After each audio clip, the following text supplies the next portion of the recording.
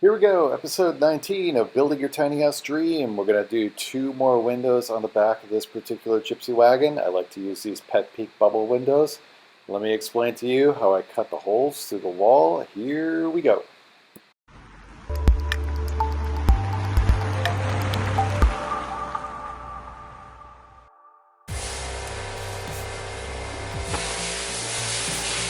Here we go, moment of truth. It's come to be that time where we cut out 2 more windows. One here, like this one, and one over here, like this one. And they're going to be in an absolute straight line. If I did it right, they will be, or rather they are. I've marked them out with pencil based on the bottom of this spring. And then you see this kind of will go up here, like that, and the same thing over here. So yeah, those are in line. Distance between the end and this piece is looks about right. You want a tape measure? No. I'll double check that. Oh yeah, here's the tape measure. So this is about the same, 4 1/4. Yeah, 4 1/4. Looks right. This goes over here. Yeah, there you have it. Okay. So I'm a little nervous about cutting these holes because the walls are already closed up behind there. There's a wire. There's a wire that runs through this wall to connect that other outlet. So the safest way that we're going to do this is obviously to unplug the power to the trailer. And then what we're going to do is we're going to use a circle cutter. We're going to go in the middle. Is that right? Yeah, we're going to use a circle cutter in the middle. And then we're going to use the router to make an ever larger circle. And then once we get up towards the pencil line, we're going to be just very careful to make it nice and round. Really the best way that I can figure to do this. What will happen at that point is we will have taken the circle of plywood out. There'll still be the insulation that's behind there. We can make sure that any wiring gets moved out of the way.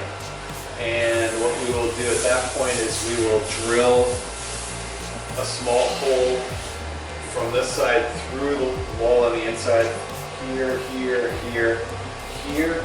And then we're going to use the same template on the other side the wall based on those holes to figure out what we need to cut out on that side. And if all that goes well, we'll have a nice hole cut out just like the one we have in the door. Of course the door one was a lot easier because yeah, you didn't have that gap, you didn't have like the exterior wall, the interior wall.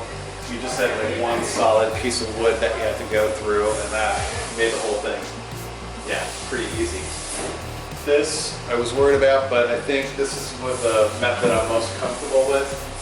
Going in like this, kind of surgically with the circle cutter, making sure everything's fine in there, and then doing an ever expanding circle.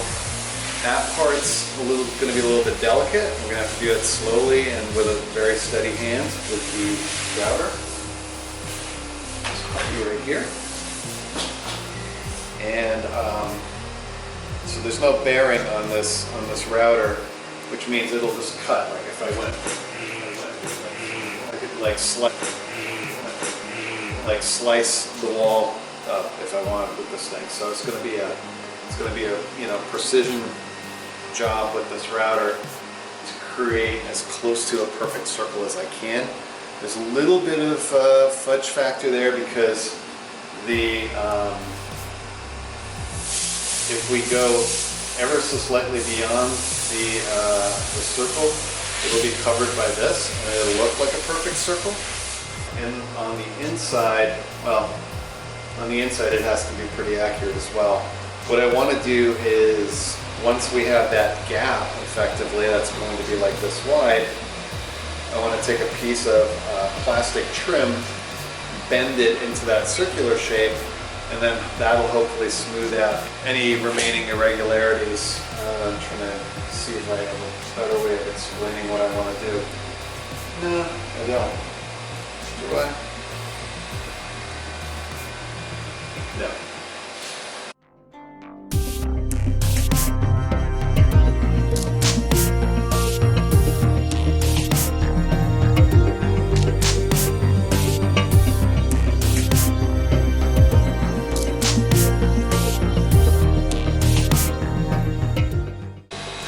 So there is actually a wire right there. I can feel it with my fingers. So as I'm routing this out, I'm going to have to progressively push that wire out of the way because I don't want to keep my safety valves off.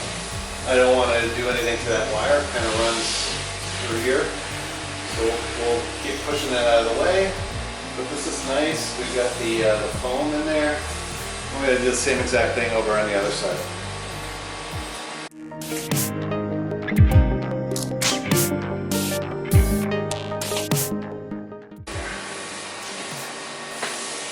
Same situation on that side. A little wire that we need to push out of the way, but I'm glad that I opted to do it this way because now I know where the wire is, no harm was done, and we can proceed.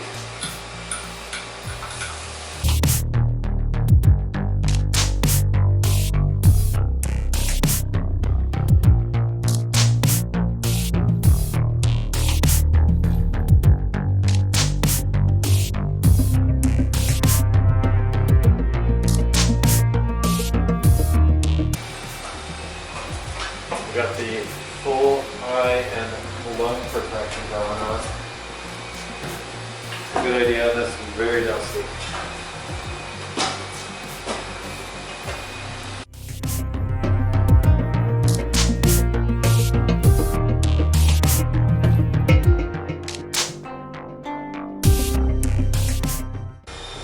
Alright, I got a better idea, slightly better idea. I'm going to circle cut some more. So here's what I'm going to do.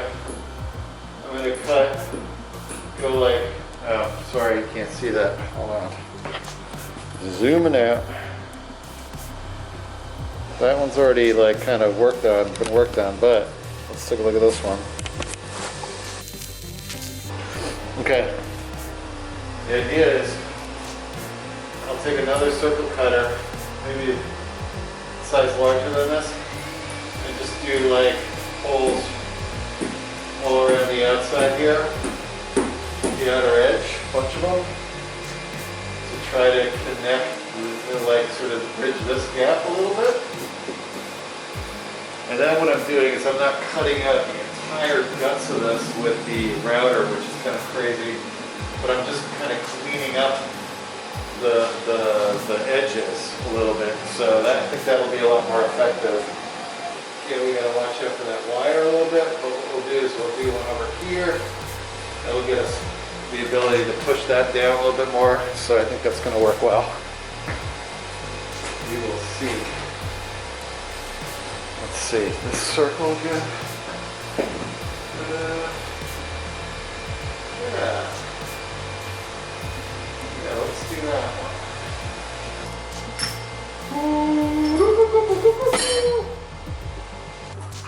Any way you slice this particular gig, it sucks. But I think doing it this way is going to be better because all I need to do after that is take out these little teeth looking things and try to get this as smooth as I can versus what I tried to do on the other side. So I got 2 more holes to drill here. The wire is right there, so I'm going to push that out of the way, and then that's going to work.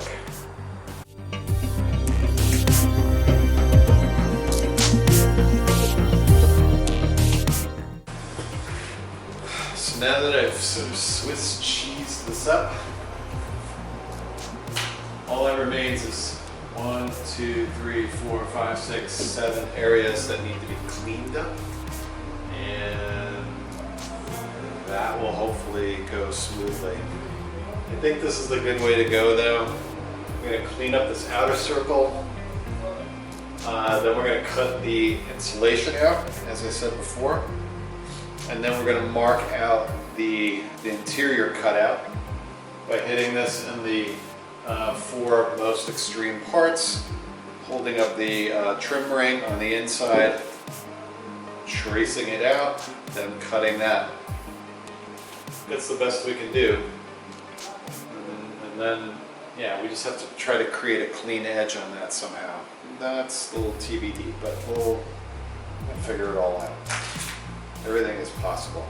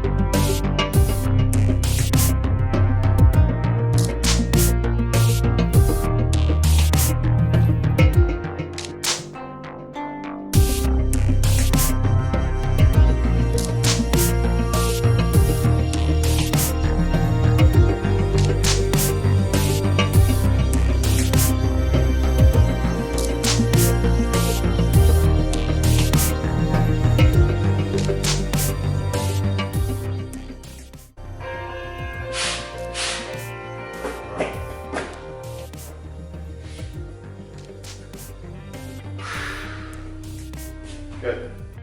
All right, that's it. Windows are cut out. You do the same thing on the other side. You pop the pet peak windows onto the openings, clean up the inside a little bit, the windows in, and you're done.